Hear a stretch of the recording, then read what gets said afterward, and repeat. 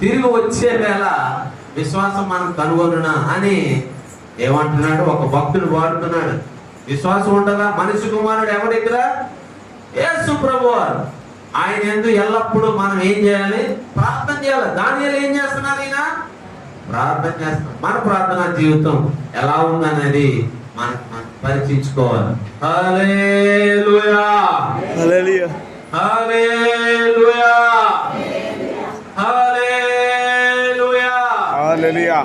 మనము దేవుని యొక్క మహా కనికరము కృప పొందుకోవాలంటే అనుదినం మనం ఏం చేయాలి? ప్రార్థించేవారుగా ఉండాలి.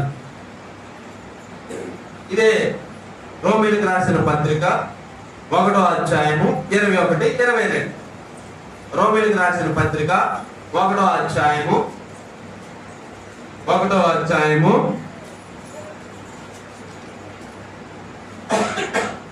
22.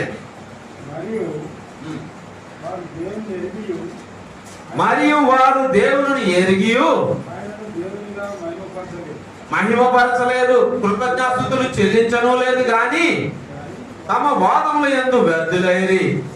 వారు అవివేక హృదయమును అంధకారమాయ తాము జ్ఞానమని చెప్పుకొనుచు బుద్ధిహీనులైరి. ఎలాగట? బుద్ధిహీనులు. దేవుడు ఇవన్నీ చేశాడని చెప్పించి కృతజ్ఞతాస్తుతులు కూడా అసలు చెల్లించట్లేదు, వాదనలు ఆడుకుంటున్నాను. ఇప్పుడు జరిగేది అదే. కాబట్టి ప్రియమైన దేవుని బిడ్డలారా, ప్రియమైనటువంటి దేవుని పిల్లలారా, నువ్వు నేను కలిపి ఏం చేయాలి? ఆయనకి ఎల్లప్పుడూ దానియేలు వలె ప్రార్థన చేసేవారుగా మనం ఉండాలి. దానియేలు గ్రంథము 9వ అధ్యాయము 23వ వచనం.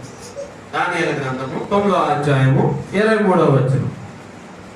నీవు బహు ప్రియుడవు గనక నీవు విజ్ఞాపన చేయు ఆరంభించినప్పుడు ఈ సంగతి నీకు చెప్పుటకు వెళ్ళాలని ఆజ్ఞ బయలుదేరు.